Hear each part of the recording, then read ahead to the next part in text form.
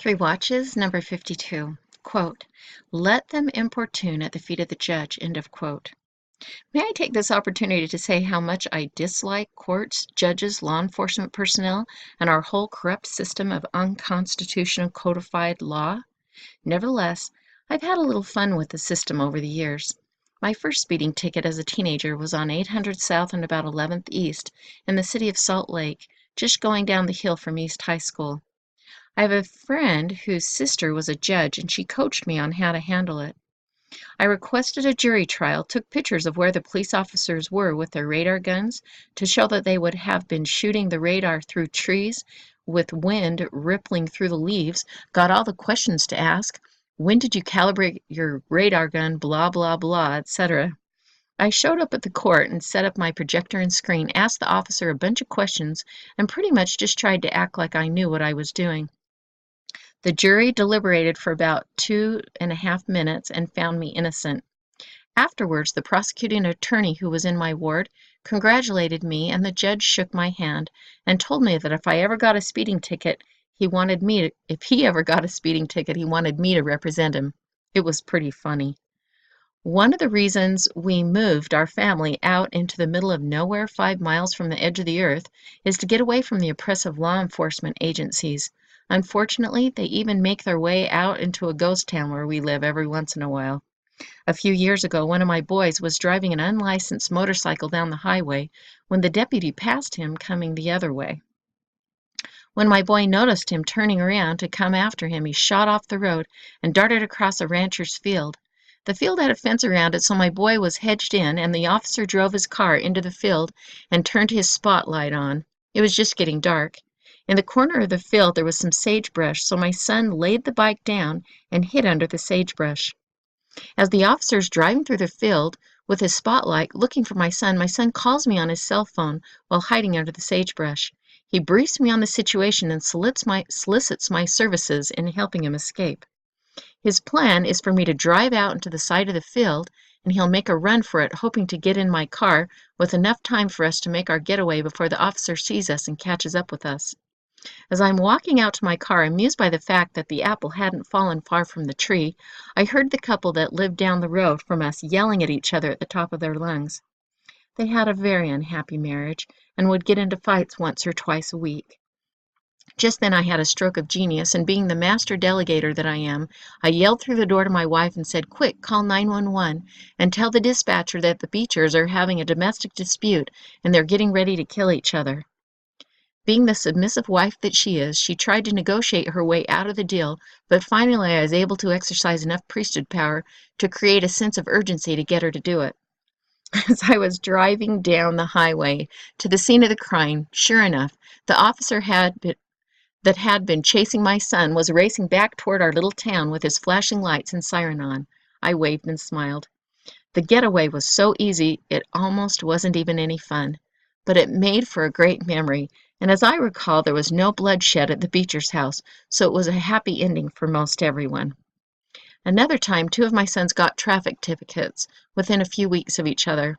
Although I was not very happy with the boys, I was not impressed with either of the infractions.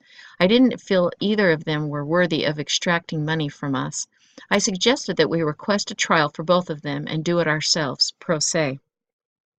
One of the tickets was for speeding on the highway by our home, but there were no speeding limit signs for about 15 miles in either direction. It didn't seem right to ticket someone for going 10 miles per hour over the limit when no limit was posted. I forgot what the other ticket was for.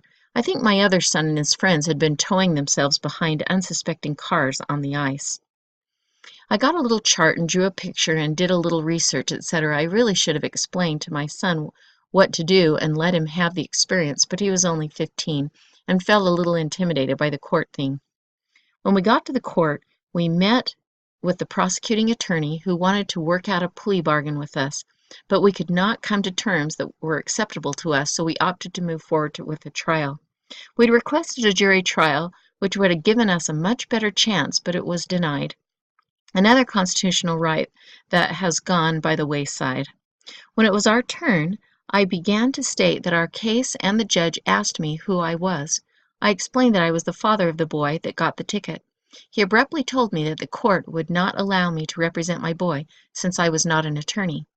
I said, "Your Honor, he's a minor, and I'm his legal guardian." The judge basically said, "I don't care. Your son can defend himself or he can plead guilty and pay the fine." My son looked at me horrified. He was not prepared to know what to say, and this was taking him quite by surprise. I whispered in his ear, "Just say you do want to represent yourself, and you want to call your father as your first witness, and then ask me what I know about the traffic signs in our little town. That's all you need to do." So he did. Quote, "Your Honor, I'd like to call my father to the witness stand." End of quote. The judge was not very amused, but there wasn't much he could do. Quote, "Dad, what do you know about the ticket I got and the traffic signs on the highway by our house?" End of quote. That was it. That was all I needed.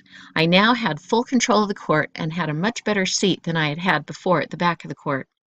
I got out my little chart and spent the next hour pontificating on where all the signs were and were not, and what the various limits are on the other similar highways, and how frequent signs were required to be posted by the law, etc. From time to time, the judge would ask the highway patrol guy to verify if he understood what I was saying to be true. The patrolman had to acknowledge that there were no speed limit signs posted in the area in question. Luckily, the patrolman was taken by surprise and was unable to answer a few questions.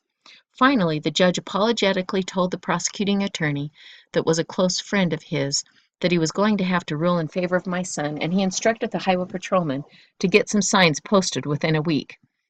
When I sat down with the prosecuting attorney to work out a plea bargain for the next case where my other son was in, he was not interested in going 2 for 2, and he was much easier to negotiate with. Now that I have primed you with some heartwarming legal stories, I'm ready to present evidence number 52 that the marvelous work in a wonder is a separate event with the first laborers returning for their second commission. It's interesting to note that when the servants come back to redeem Zion, one of the first things the Lord has commanded them to do is to importune at the feet of the judge for redress in taking possession of those lands that are to be redeemed for Zion. The Lord gives us the parable of the unjust judge in section 101 to illustrate what's going to happen. You can get additional related information about this in section 124. After the judge is not responsive, the servants will take it to the governor. After he is not responsive, the matter is to be taken to the president. Quote, "If the president heed them not, then will the Lord arise and come forth out of the hiding place, and in his fury vex the nation, and in his hot displeasure, and in his fierce anger, in his time, will cut off those wicked, unfaithful, and unjust stewards, and appoint them their portion among hypocrites and unbelievers, even outer darkness, where there is weeping and wailing and gnashing of teeth." End of quote. The Lord is very specific about who needs to be involved in this process. It will be the first laborers of the last kingdom. The command was not given to President Monson. People are going to return from the dead to do this. Again, section 124 provides related info as well. That's one of the things that helps to start the strange act, and it is not far from starting. Okay, I have a couple comments here. LDS Anarchy said, "Weird. I was just reading this section and these verses a couple of nights ago and was planning on writing a post about them. Perhaps, though, you could answer me a question. I was under the impression that a redress of wrongs was, in fact, sought for but denied. Checking the D&C Church Manual, it quotes Joseph Fielding Smith as stating, quote, "The saints were also to carry their grievances to the proper tribunals and seek for redress for their wrongs. This was a very necessary step, and when the saints did this and were denied their civil and religious rights, those officials were left without excuse, and the judgments of the Almighty, which later came upon them during the Civil War, were justified." End of quote. I'm not as familiar with all the history of this church as I should be. Are you saying that these instructions given by the Lord are not carried out, or that they were carried out but not by the individuals spoken of in the Revelation, the scattered children of Zion, and thus the instructions were not followed to the letter T? Watcher said, "LDS Anarchy, it appears that there are actually two separate events that will coincide if not merge. Or as you point out, one of them may have been fulfilled. One is the petition in 101 and the other is the proclamation in 124. We know that ultimately Zion is redeemed by blood. Whether the petition mentioned in section 101 needs to be repeated in the third watch or not, I'm not really sure, but I suspect that it does to justify this shedding of blood upon this generation. Not that rejecting God's servants isn't justification enough for the shedding of blood. The part that is really interesting from a prophecy point of view is the commandment in 124. One of the fascinating things is that some ways there almost appears to be a time warp between the second and third watch, wherein events simply begin in the third watch where they ended in the second watch. Anyway, God was very specific about who the players were that were to help Joseph Smith write the solemn proclamation. There's not any evidence to suggest that they were ever made this proclamation of the president and of the kings of the world. The president-elect at the time, as I recall, loved listening to himself speak so much that he stood in a rainstorm for an hour during his inauguration and died within a month or two. Held the distinction of serving the shortest time in the White House. Did God know that he was going to be checking out? Methinks so. If you do some keyword searches, you'll see that the proclamation is a huge event that begins things moving along in the marvelous work. After the martyrdom, the Quorum of the 12 took it upon themselves to write and send forth a proclamation to the kings of the earth. It makes for an interesting read. As I recall, one of the Pratts wrote it. It fell on its face. It was a nice try, but no cigars. I firmly believe that one of the things that takes place in the beginning of the third watch is that the real proclamation by the first laborers of the last kingdom will be made. The $64 question is, why didn't Joseph Smith and the others send forth the proclamation back when it appears they were commanded to? The obvious answer is that God knew that the saints would not repent and would not finish the temple, and that the key would not turn at that time to unlock the dispensation of the fullness of times. The point I'm making is, the commandment was given 3 years before the martyrdom, and they were told to do it immediately. Why didn't they obey the commandment, or was that the actual commandment? Look at the wording very closely. Quote, I say unto you that you are now called immediately to make a solemn proclamation of my gospel, and of this stake which I have planted to be a cornerstone in Zion. This proclamation shall be made to all the kings of the world to the four corners thereof. Notice they were called immediately. What exactly was the Lord saying here? Were they being told to immediately send the proclamation to the four corners of the world? No. Were they being called immediately to write the proclamation and seal it up to come forth in the third watch? Very possibly. Remember the copper kettle that Joseph Smith commissioned to be sealed and buried that was filled with personal items and records and documents? I've speculated that that proclamation may very possibly have been written back when commanded and sealed up to come forth at a later time. On the other hand, it's also possible that the people mentioned were simply being called immediately to the calling, that they will not even write until they get back, which should be pretty soon if they are considerate enough to meet my time frame. As you know, the prophecy in Genesis 15 speaks of the 400 years after which the nation of Abraham's descendants will be judged. I'm the only heretic I know of that interprets that to possibly bring us to a target year period of April 2008 and April 2009. Well, here we are, April 2017, and we're really hopeful, who knows, this year maybe, for the dispensation of the fullness of times to possibly begin. Therefore, perhaps the chances are slim that I'm right, but humor me for a while. And of course, the financial meltdown is moving along right on schedule. They are propping things up right now. It is doubtful they can make it to April. Admittedly, I am simply speculating. I'm not claiming to be a prophet. This is simply speculation. But we know from Ezekiel, Isaiah, D&C 103, and other scriptures that we're going to have a repeat of the Moses-Pharaoh deliverance scenario in the third watch.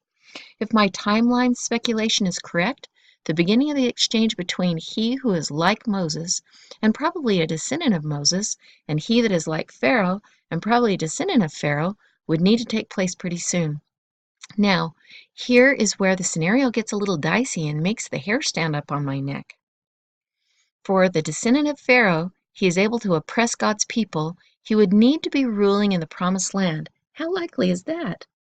How would also, being a descendant of the ancient Pharaoh, be black or partially black? How likely is it that a black man would be ruling in America?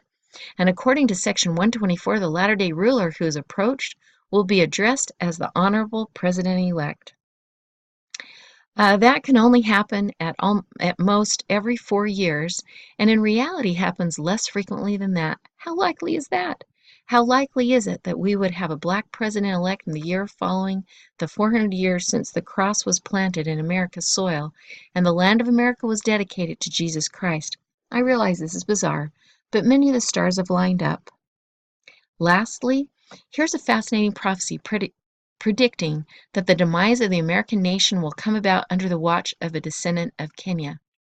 Kenyan prophet Johanwa Owalo, the founder of the Kenya's Nomiya Luo Church, and who among the Kenya people of the Luo religion is believed to be a prophet similar to Jesus Christ and Muhammad, and who in 1912 made the horrific prophecy about the United States.